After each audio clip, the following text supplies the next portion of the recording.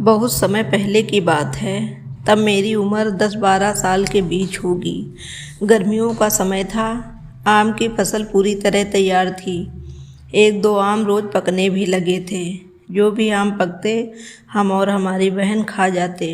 इस वजह से हमें बहुत डांट पड़ती, क्योंकि हमारी वजह से किसी दूसरे को खाने के लिए आम नहीं मिलते थे। एक दिन परिवार में एक लड़के की शादी थी।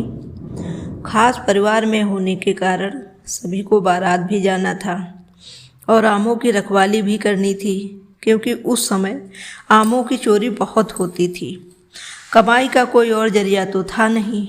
अगर आम चोर तोड़ ले जाते तो समझ लो पूरे साल की मेहनत बेकार और पैसों का मुंह देखना भी नसीब ना होता।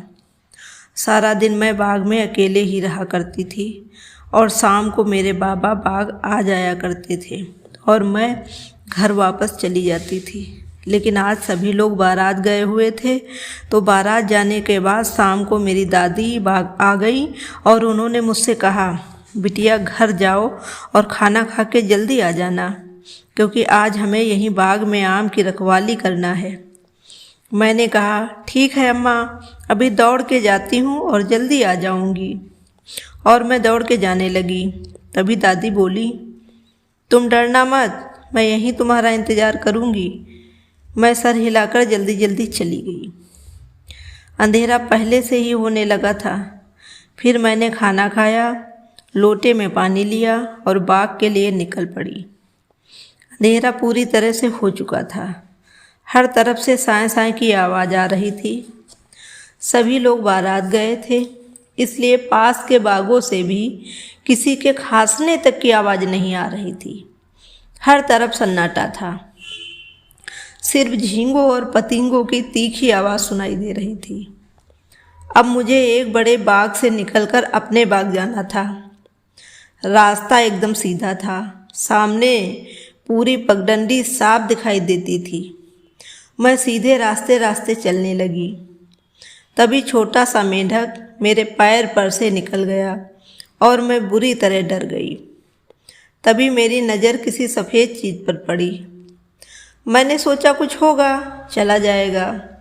मैं रास्ता रास्ता चलती जा रही थी। अरे ये क्या! ऐसा लग रहा था जैसे रास्ते में कोई बैल या गाय बैठी हो। मैंने सोचा तो क्या हुआ, मैं बगल से निकल जाऊंगी। बेचारे जानवर और कहाँ बैठेंगे, ये सोचते सोचते मैं और नज़दीक बढ़ गई। अरे ये क्या! ऐसा लग रहा था कि जैसे कोई औरत सफ़ेद साड़ी पहनकर रास्ते में बैठी हो। मैं सहम गई और थोड़ा डरने भी लगी।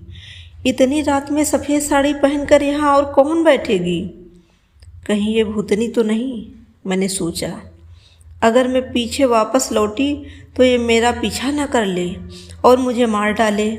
लेकिन फिर मुझे अपनी अम्मा का ख्याल आया कि वो बाग में अकेली हैं, कहीं इसने उन्हें कुछ कर दिया तो। यही सोचते सोचते मैं काफ़ी पास पहुंच गई। अब मैं करती तो क्या करती।